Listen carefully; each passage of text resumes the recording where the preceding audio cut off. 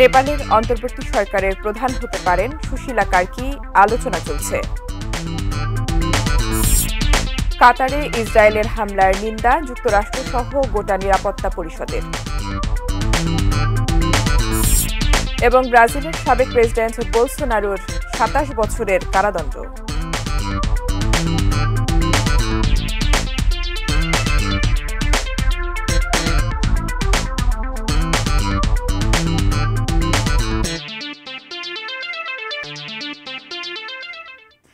এটি নিউজ দেখছেন। দেশের বাইরের খবরাখবর নিয়ে আমাদের প্রতিদিনের আয়োজন Phoenix finance and investment presents around the ওয়ার্ল্ডে। সঙ্গে আছি ফারহিন টুম্পা। এতক্ষণ শুনছিলেন শিরোনাম। নেপালের অন্তর্বর্তী সরকারের প্রধানমন্ত্রী হিসেবে নিয়োগ দেওয়া হতে পারে দেশটির সাবেক প্রধান বিচারপতি সুশীলা কার্কিকে। এই সংক্রান্ত আলোচনার সঙ্গে সংশ্লিষ্ট একটি সূত্র রয়টার্সকে এই তথ্য জানিয়েছে।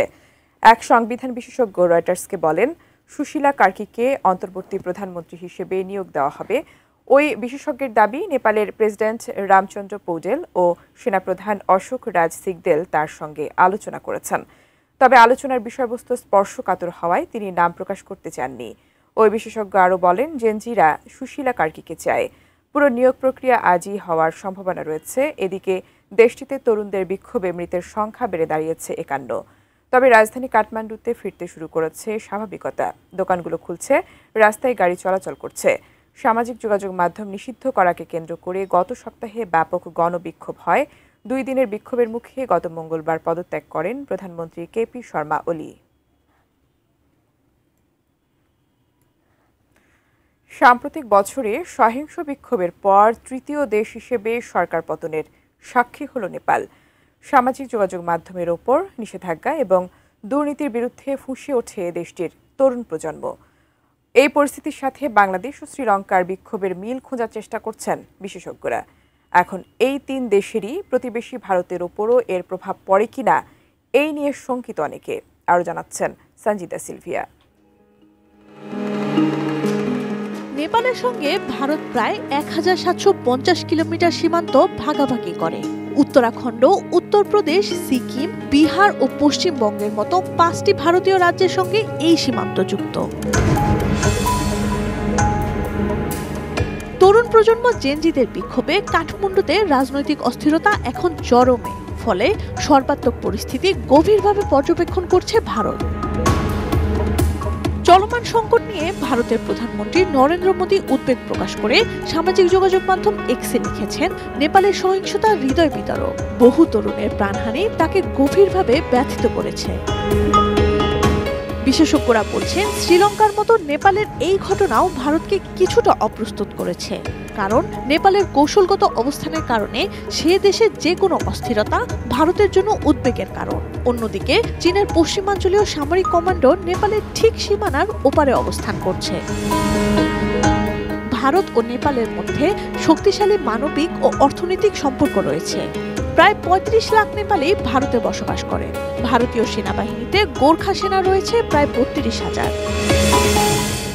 পাকিস্তানের সঙ্গে ভারতের সম্পর্ক বরাবরের মতোই তলানিতে। নেপালের এই সংকট এমন এক সময় তীব্র হলো যখন বাংলাদেশের সঙ্গেও চলছে টানাপোড়েন। বিশ্লেষকরা বলছেন, নেপালের নতুন সরকারের সঙ্গে ভারতকে এখন কূটনৈতিকভাবে অত্যন্ত সতর্ক থাকতে হবে। বিশেষ করে নিজের দেশের তরুণদের নিয়ে ভাবতে হবে ভারতকে। দিল্লির জওহরলাল নেহরু বিশ্ববিদ্যালয়ের অধ্যাপক সঙ্গীতা থাপলিয়ালের মতে, নেপালি তরুণদের জন্য সীমিত সুযোগ রয়েছে। ভারতের উচিত ফেলোশিপ এবং কর্মসংস্থানের সুযোগ বাড়িয়ে তাদের সঙ্গে সম্পর্ক জোরদার করা। নেপালের পরিস্থিতি বাংলাদেশের মতো হোক তা চাইছে না ভারত। কারণ প্রতিবেশী দেশগুলো স্থিতিশীল থাকলে তবেই ভারতের পরাশক্তি হয়ে ওঠার আকাঙ্ক্ষা পূরণ হতে পারে। Sanjida Sylvia, desk report, ATN news. কাতারে ইসরায়েলি হামলার নিন্দা জানিয়েছে যুক্তরাষ্ট্রসহ জাতিসংঘ নিরাপত্তা পরিষদের ১৫টি সদস্য রাষ্ট্র। তবে নিন্দা জানালেও যৌথ বিবৃতিতে নেই ইসরায়েলের নাম। ভবিষ্যতে এই ধরনের ঘটনার পুনরাবৃত্তি হবে না বলে নিশ্চিত করেছে ওয়াশিংটন। এদিকে ফিলিস্তিন নামে কোনো রাষ্ট্র থাকবে না বলে হুমকি দিয়েছেন ইসরায়েলের প্রধানমন্ত্রী নেতানিয়াহু। বিস্তারিত জানাচ্ছেন শাওন মাহফুজ। বৃহস্পতিবার অনুষ্ঠিত জরুরি বৈঠকে ইসরায়েলের নিন্দা ও কঠোর সমালোচনা করেছে যুক্তরাষ্ট্র সহ জাতিসংঘ নিরাপত্তা পরিষদের 15টি সদস্য রাষ্ট্র। বৈঠকে জাতিসংঘে নিযুক্ত যুক্তরাষ্ট্রের স্থায়ী প্রতিনিধি ডরোথি সিয়া জানান, ভবিষ্যতে এই ধরনের ঘটনার পুনরাবৃত্তি হবে না বলে কাতারের আমিরকে নিশ্চয়তা দিয়েছেন president Trump. The President assured the Emir, as well as the Prime Minister of Qatar, that such a thing would not happen again on their soil. নিন্দা জানিয়ে জাতিসংঘে যুক্তরাজ্যের প্রতিনিধি বারবারা উডওয়ার্ড বলেন, দোহায় ইসরায়েলের হামলা কাতারের সার্বভৌমত্ব ও আঞ্চলিক অখণ্ডতার স্পষ্ট লঙ্ঘন। এই ধরনের হামলা শুধু কাতার নয়, শান্তি অর্জনের লক্ষ্যে কাজ করা যেকোনো দেশের জন্য স্পষ্ট হুমকি বলে জানান কাতারের প্রধানমন্ত্রী Sheikh Mohammed bin Abdul Rahman Al Thani. Unwavering solidarity with Qatar and condemns Israel's strikes on Doha. كشف بوضوح عن نوايا إسرائيل المبيتة. তবে জাতিসংঘে ইসরায়েলের প্রতিনিধি ড্যানি ডেনন বলেন, দীর্ঘদিন ধরে হামাসের সন্ত্রাসীদের আশ্রয় দিয়ে আসছে কাতার। হয় তারা হামাসকে বিচারের আওতায় আনবে, নয়তো ইসরায়েল সেটি করবে। Either Qatar condemns Hamas, expels Hamas, and brings Hamas to justice, or Israel will. এদিকে রাশিয়ার সোচিতে অনুষ্ঠিত বৈঠকে ইসরায়েলের নিন্দা জানিয়েছে উপসাগরীয় দেশগুলোর জোট জিসিসি। কাতারের আমিরের সাথে দেখা করে ইসরায়েলি হামলার সমালোচনা করেছেন পাকিস্তানের প্রধানমন্ত্রী শাহবাজ শরীফ। অন্যদিকে অধিকৃত পশ্চিম তীরে ইহুদি বসতি সম্প্রসারণ প্রকল্পের একটি চুক্তিতে স্বাক্ষর করেছেন বেনিয়ামিন নেতানিয়াহু। পশ্চিম তীর দখলের হুমকি দিয়ে তিনি বলেন, এটি তাদের এলাকা, ফিলিস্তিন নামে কোনো রাষ্ট্র থাকবে না। নেতানিয়াহুর বক্তব্যের পর তুলকারেমে অভিযান জোরদার করেছে ইসরায়েলি বাহিনী। আটক করা হয়েছে শতাধিক ফিলিস্তিনিকে। Shaon Mahfuz, desk report, ATN news. ট্রাম্পের প্রভাবশালী মিত্র চার্লি কার্ককে হত্যার ঘটনায় সন্দেহভাজন এক ব্যক্তির দুটি ছবি প্রকাশ করেছে মার্কিন গোয়েন্দা সংস্থা এফবিআই। ছবিগুলো সংযুক্ত করে সামাজিক যোগাযোগ মাধ্যম এক্সে একটি পোস্ট করেছে সল্ট লেক সিটি এফবিআই। ছবি সংযুক্ত করে তার সম্পর্কে জনসাধারণের কাছে তথ্য চাওয়া হয়েছে। প্রকাশিত দুটি ছবিতে একজন যুবককে ক্যাপ, সানগ্লাস এবং কালো শার্ট পরা অবস্থায় দেখা গেছে। তিনি কলেজে পড়ার বয়সী বলেও জানায় এফবিআই। বুধবার ইউটাহ ভ্যালি বিশ্ববিদ্যালয়ে একটি অনুষ্ঠানে বক্তৃতা দেওয়ার সময় প্রেসিডেন্ট ট্রাম্পের ঘনিষ্ঠ সহযোগী চার্লি কার্ককে স্নাইপার দিয়ে গুলি করে পালিয়ে যায় হত্যাকারী। হত্যাকাণ্ডে ব্যবহৃত বোল্ট অ্যাকশন রাইফেলটি উদ্ধার করেছেন তদন্তকারীরা। এ ঘটনার পর ট্রাম্পের নিরাপত্তা জোরদার করেছে হোয়াইট হাউস। ভবিষ্যতে প্রেসিডেন্টের নিরাপত্তা কিভাবে বাড়ানো যায় সে সম্পর্কে বিস্তৃত আলোচনা করছে ট্রাম্প শিবির।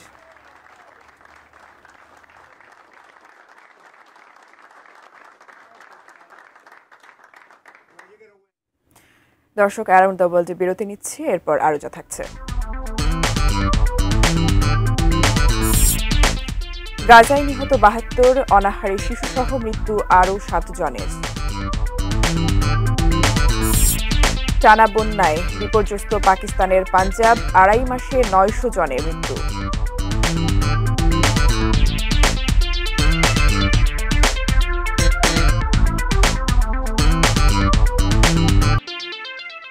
বিরতির পর আবারও স্বাগত। অ্যারাউন্ড দ্য ওয়ার্ল্ড দেখছেন। অভ্যুত্থানের ষড়যন্ত্রে দোষী সাব্যস্ত ব্রাজিলের সাবেক প্রেসিডেন্ট জেইর বোলসোনারোর কে 27 বছরের কারাদণ্ড দিয়েছেন দেশটির সুপ্রিম কোর্ট। 5 বিচারপতির মধ্যে 4 জন এই দণ্ড দেন, একজন তাকে খালাসের পক্ষে মত দেন। 2022 সালে নবনির্বাচিত প্রেসিডেন্ট লুইজ ইনাসিও লুলা ডা সিলভাকে ক্ষমতাচ্যুত করার ষড়যন্ত্র সহ 5টি অভিযোগের সবকটিতে বোলসোনারোকে দোষী সাব্যস্ত করেন সংখ্যাগরিষ্ঠ বিচারপতিরা। ফলে 70 বছর বয়সী বোলসোনারোকে বাকি জীবন কারাগারে কাটাতে হবে বলে মনে করা হচ্ছে। 2019 থেকে 2022 সাল পর্যন্ত ব্রাজিলের প্রেসিডেন্ট ছিলেন তিনি। বোলসোনারোর পাশাপাশি সাবেক মন্ত্রী ও সামরিক প্রধানেরা সহ আরও 7 জন এই মামলায় দোষী সাব্যস্ত হয়েছেন।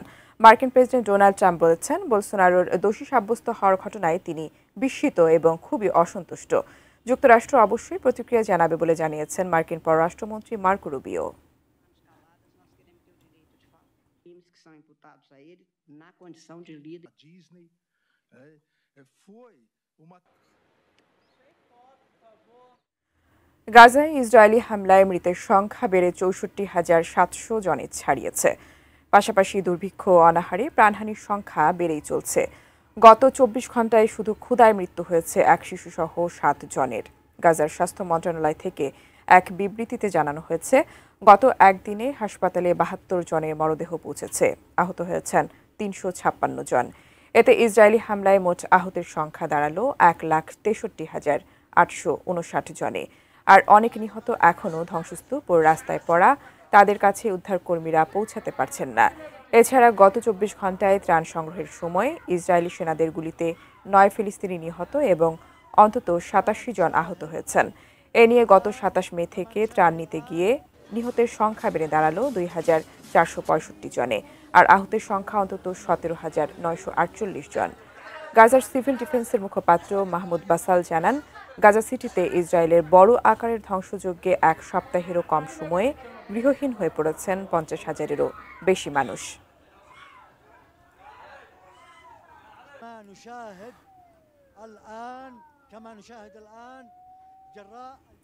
অ্যারাউন্ড দ্য ওয়ার্ল্ডে আবারও বিরতি নিচ্ছি, সঙ্গেই থাকুন।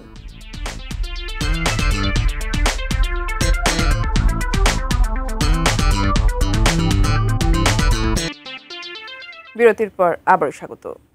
পাকিস্তানের পাঞ্জাব প্রদেশে কমছে না বন্যার ভয়াবহতা। জুন থেকে এই পর্যন্ত দেশটিতে বন্যায় ৯০০ জনের বেশি মানুষ মারা গেছেন। পাকিস্তানের জাতীয় দুর্যোগ ব্যবস্থাপনা কর্তৃপক্ষ জানায়, প্রচণ্ড বৃষ্টিতে শতদ্রু, রাভি এবং চেনাব নদীর পানি বেড়েই চলছে। ২২ লাখের বেশি মানুষকে সরিয়ে নেওয়া হয়েছে। শুধু সিন্ধু প্রদেশেই ১.৫ লাখ বন্যা কবলিতকে উদ্ধার করা হয়েছে। পাঞ্জাবের ত্রাণ কমিশনার নাবিল জাভেদ বলেন, এই পর্যন্ত প্রদেশটিতে ৪৫০০-এরও বেশি গ্রাম প্লাবিত হয়েছে। এতে ক্ষতিগ্রস্ত হয়েছে কমপক্ষে ৪৩ লাখ মানুষ। পাঞ্জাবের জরুরি পরিষেবা সচিব ডক্টর রিজওয়ান নাসির বলেন, গত ৩ দিনে শুধু মুলতান প্রদেশে ১৩,৬০০ জনেরও বেশি মানুষকে উদ্ধার করা হয়েছে। শুধু পাকিস্তান নয়, ভারতেও তাণ্ডব চালাচ্ছে বন্যা।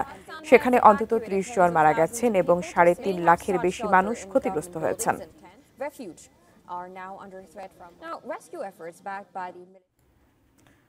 ইন্দোনেশিয়ায় আকস্মিক বন্যায় মৃতের সংখ্যা বেড়ে দাঁড়িয়েছে ২৩।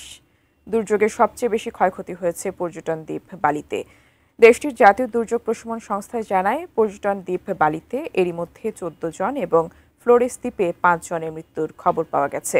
এই সংখ্যা আরও বাড়তে পারে বলে আশঙ্কা করা হচ্ছে। প্রবল বৃষ্টিতে বালিতে বন্যা ও ভূমিধস হয়েছে। এখনও নিখোঁজ রয়েছেন ৫ জন। বৃষ্টি থেমে যাওয়ায় দ্বীপটিতে জলাবদ্ধতা কমছে।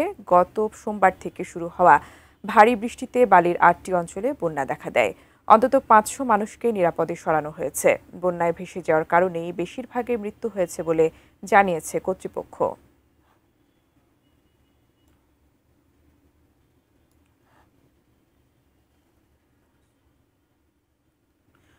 ব্রেন টিউমারে আক্রান্ত এক অসহায় মহিলার চিকিৎসার জন্য ৩.৫ লাখ টাকা আর্থিক অনুদান প্রদান করেছে হৃদয় ফেঞ্চুগঞ্জ নামের একটি অনলাইন গ্রুপ।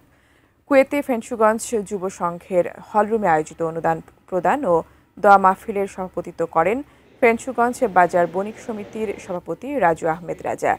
অনুষ্ঠানে প্রধান অতিথি হিসেবে উপস্থিত ছিলেন ফেঞ্চুগঞ্জ সরকারি কলেজের সদ্য সাবেক অধ্যক্ষ সৈয়দ নুরুজ্জামান।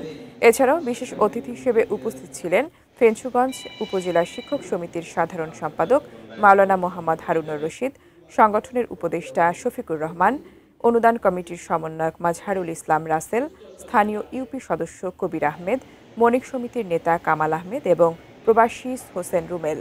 টেলিকনফারেন্সের মাধ্যমে যুক্ত হয়ে বক্তব্য রাখেন সংগঠনের সভাপতি আমেরিকা প্রবাসী আহবাব চৌধুরী খোকন, সাধারণ সম্পাদক সৌদি প্রবাসী মোহাম্মদ সেলিম আহমেদ এবং সহ সভাপতি ও এটিএন নিউজের কুয়েত প্রতিনিধি আহাদ আম্বিয়া খোকন।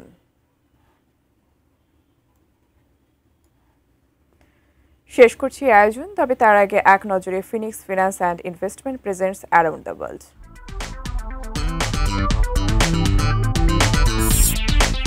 নেপালের অন্তর্বর্তী সরকারের প্রধান হতে পারেন সুশীলা কার্কি, আলোচনা চলছে।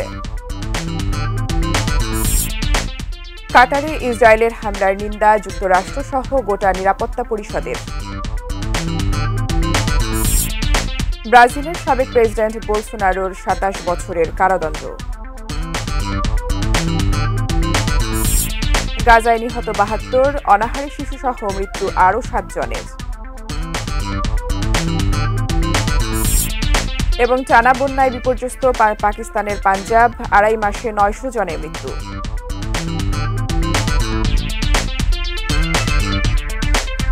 এই ছিল Phoenix finance and investment presence around the world. সঙ্গে থাকার জন্য ধন্যবাদ সবাইকে।